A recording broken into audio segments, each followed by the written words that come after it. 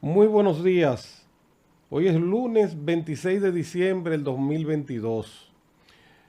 Ustedes recuerdan que he venido haciendo videos sobre cómo están traficando droga por los aeropuertos de la República Dominicana, pero muy en especial sobre el aeropuerto de Punta Cana, que parece que es una zona franca. A través de esos videos, de esas denuncias que hemos estado haciendo con mucha responsabilidad. Recuerden la señora que en Punta Cana le pusieron dos maletas rojas. Cuando todo en los videos vemos el chequeo, ella chequeando un bultito y una funda. Ok. Esos reportajes, para que ustedes vean lo importante, dominicano, de hacer denuncias y de cuando una plataforma corre. Esos videos le dieron la vuelta al mundo, pero llamaron poderosamente la atención de una productora de una revista importantísima en Canadá, de un programa televisado en Canadá, que estaban teniendo un problema porque en el mes de abril de este mismo año, un avión de la línea Pivot que iba Punta Cana, Toronto, tuvo problemas, que yo se lo voy a detallar, pero un problema que uno no le ve ni pie ni cabeza. Y entonces ellos, que un país que protege, que defiende a sus ciudadanos, se trasladaron a la República Dominicana, nos contactaron y vinieron y se sentaron con nosotros y nos entrevistaron. ¿Por qué nos entrevistaron a nosotros? Porque a ellos les llamaba poderosamente la atención las denuncias que nosotros veníamos haciendo sobre los aeropuertos, pero muy en especial sobre el aeropuerto de Punta Cana. El noticiero es el CTV y el programa es W5.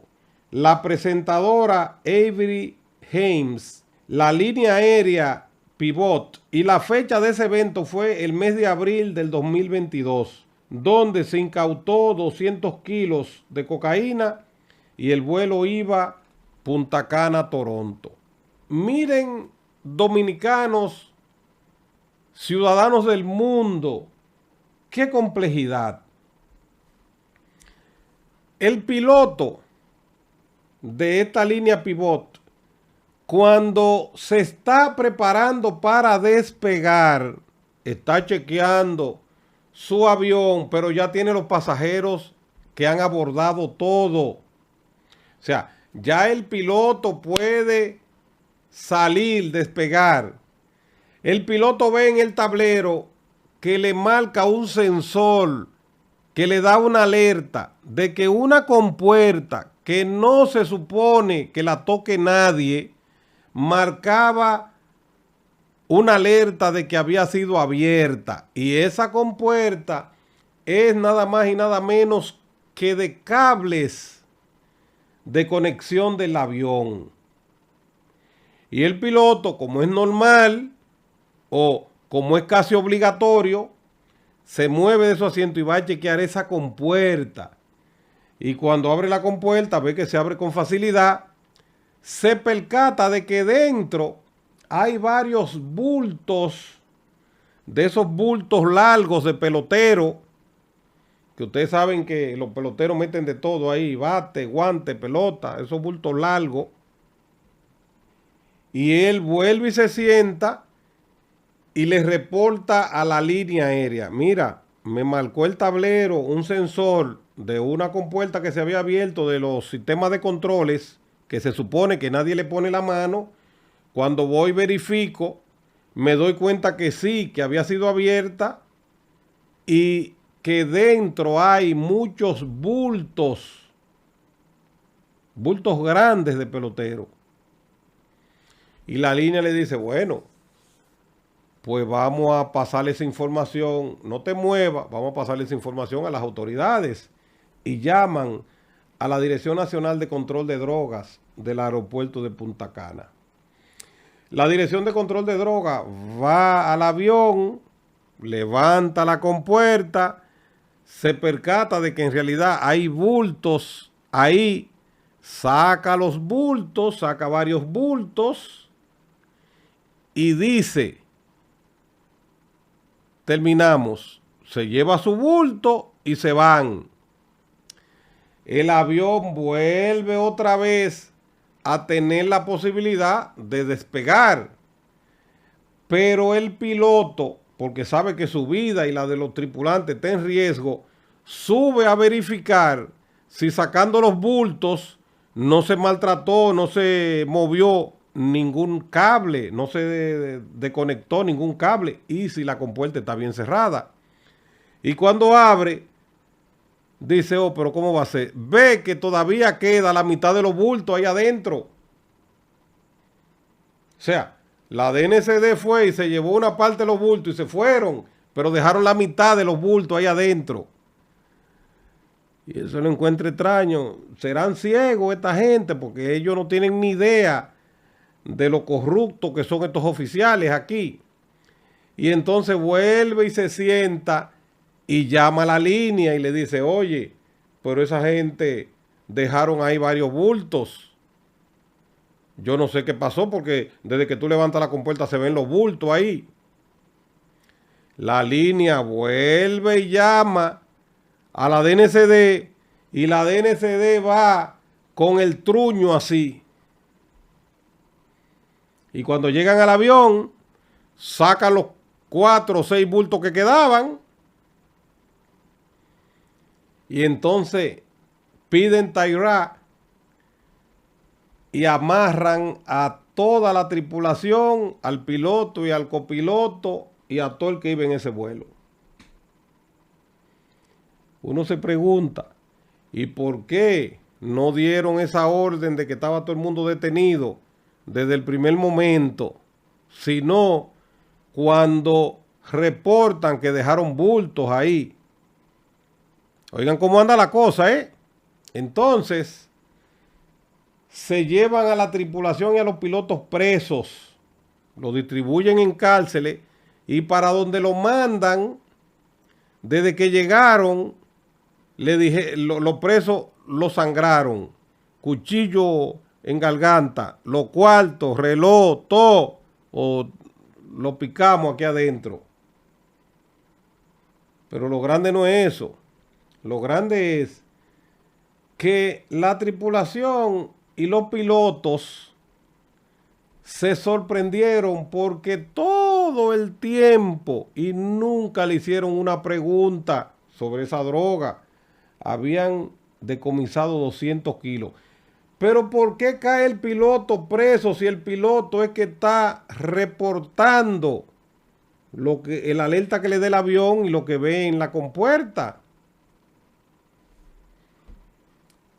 Así son las cosas de la vida. Este reportaje de esta presentadora Avery Hems dura 12 minutos. El reportaje tiene 4 secciones de 12 minutos cada una. Y le voy a poner, esta primera sección viene subtitulada, un subtítulo puesto por nosotros. Estamos autorizados por la W5 y la presentadora, y en los créditos está Corrupción al Desnudo, donde nosotros podemos subir este material a nuestra plataforma Corrupción al Desnudo. Más adelante, ustedes van a ver la intervención nuestra. Increíble, pero así andamos nosotros de boca en boca con mala reputación en playas extranjeras. ¿Cuánto daño al país? ¿Cuánto daño al turismo? ¿Cuánto daño a la dignidad, a la buena voluntad del dominicano, que es un ser trabajador, fajador y que no es de tendencia delincuencial? Primera entrega. Ahí se las dejo. CTV's W5. So it's all very suspicious. Hidden contraband leads to a nightmarish ordeal. I feel like we're trapped in a cage here. I don't know what they want. I don't know what they want. And the long-detained accused face a dubious legal system. They set things up so there aren't questions raised, and they did it very well. These aren't drug smugglers. These are people who came to enjoy a vacation here. Do you guys think that you were drug mules? Here is Avery Haynes. When you think of the Dominican Republic, this is what you probably see. Welcome to W5. Hundreds of thousands of Canadians come here every year. But this is not a story about these beautiful beaches or the all-inclusive resorts. This is a story about this country's drug pipeline, about the discovery of hundreds of kilos of cocaine that was destined for Toronto, and about 12 accused Canadians who have spent months trapped on a tropical island that feels less like heaven and more like hell.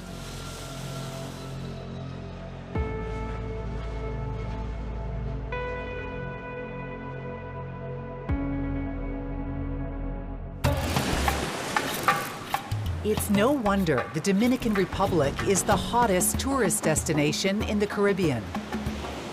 With its white sand and turquoise water, the resort town of Punta Cana is the island's crown jewel. But not everything that happens here is postcard perfect.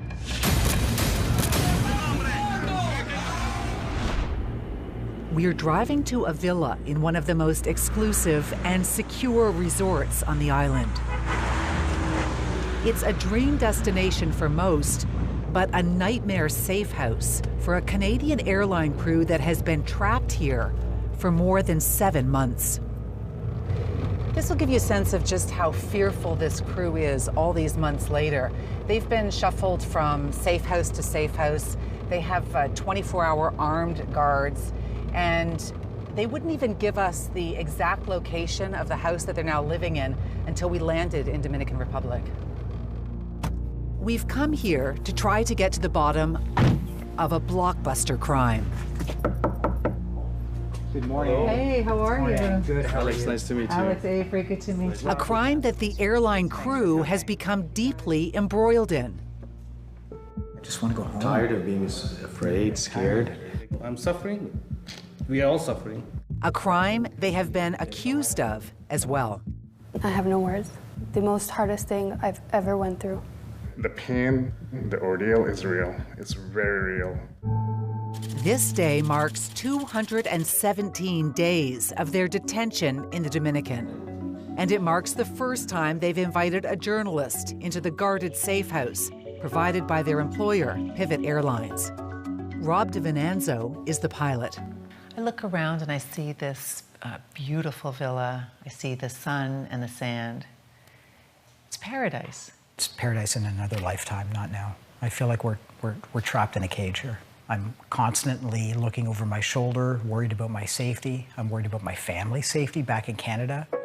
Worried about safety because, depending on who you believe, they are either whistleblowers who disrupted a massive shipment of cocaine that was headed for Toronto, or they are part of an international drug syndicate. April 5th, 2022. The crew was doing their final checks before takeoff from Punta Cana Airport. Destination, Toronto. At what point was the realization made that there's something on this plane that shouldn't be on there? Myself and my first officer were doing our final pre-flight checks. As we were sitting there, we had a master caution light that came on the airplane to show that our avionics bay door had opened up, which we thought was strange because nobody really goes in there. The avionics bay is where the computer systems are housed. Essentially, it's the brain of the plane. And this is key. That compartment has no lock.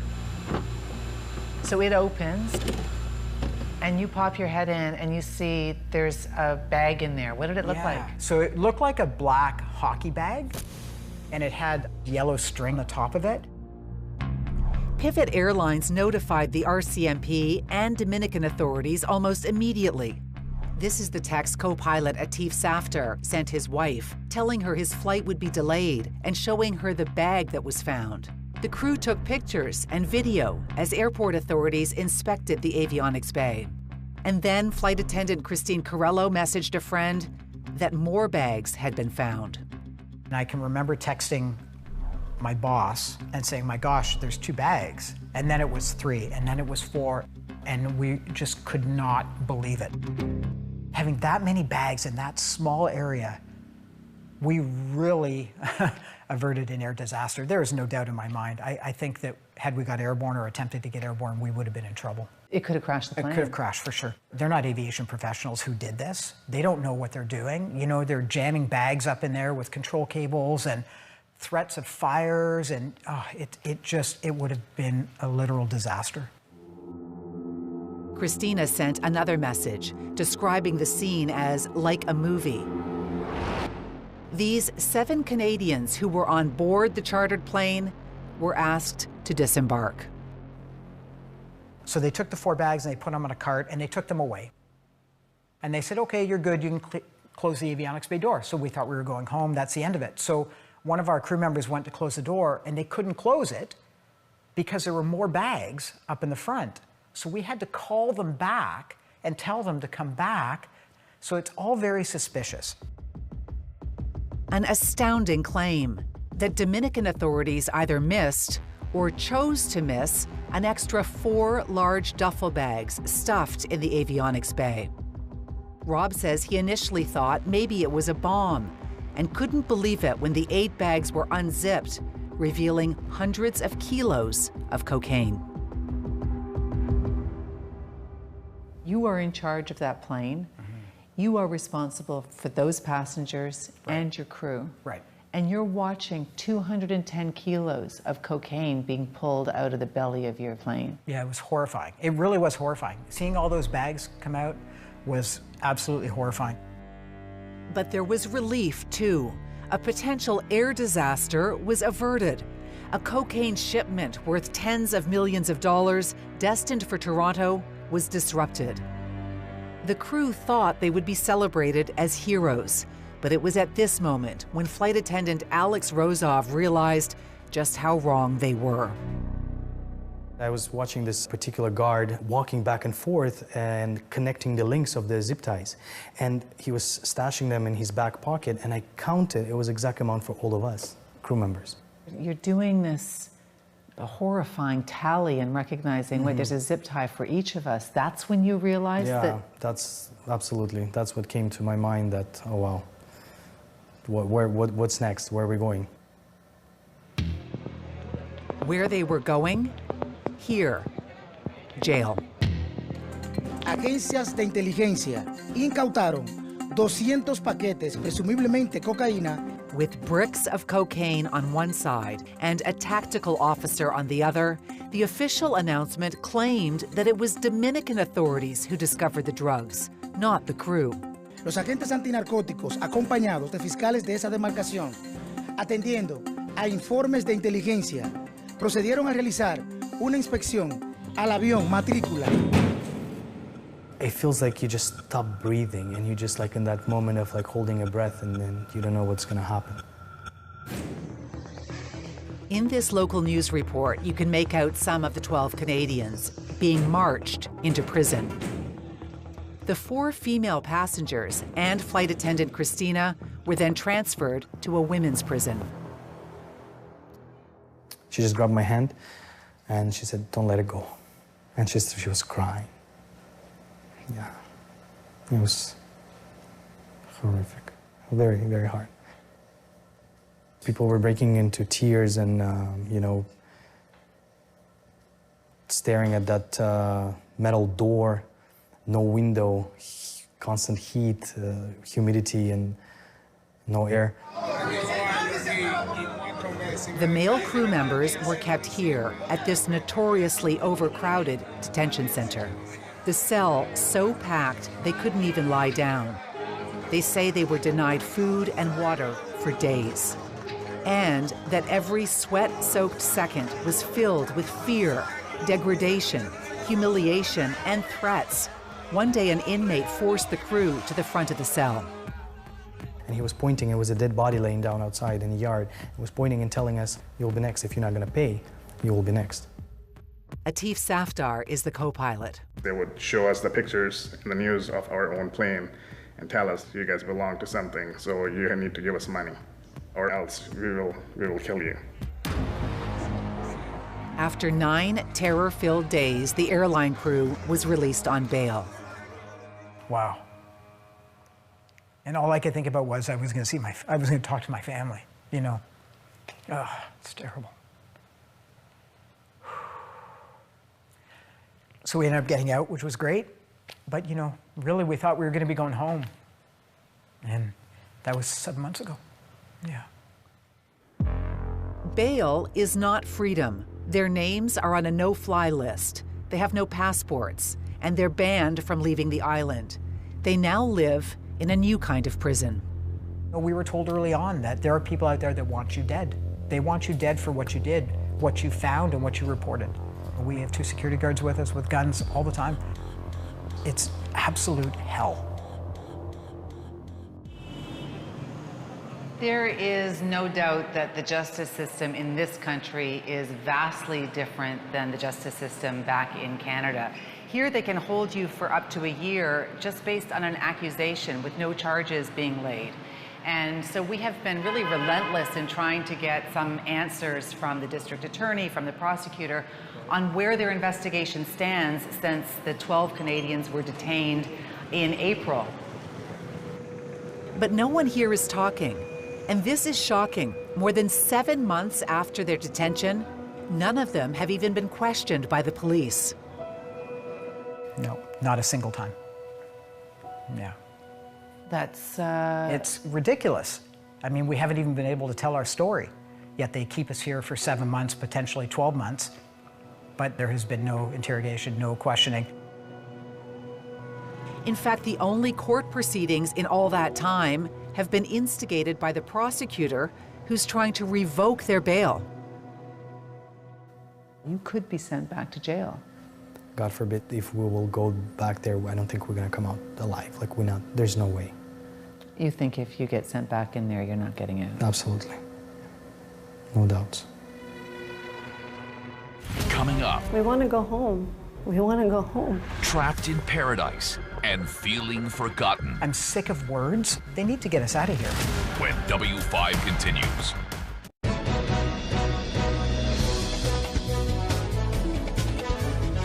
Corrupción al Desnudo y Rafael Antonio Guerrero te dicen, suscríbete a esta plataforma, apoya esta plataforma de Corrupción al Desnudo. Esta plataforma es quien te informa y quien te defiende. Esta plataforma es que nos va a servir para nosotros meter en cintura a todos los políticos corruptos y ladrones en la República Dominicana. Gracias.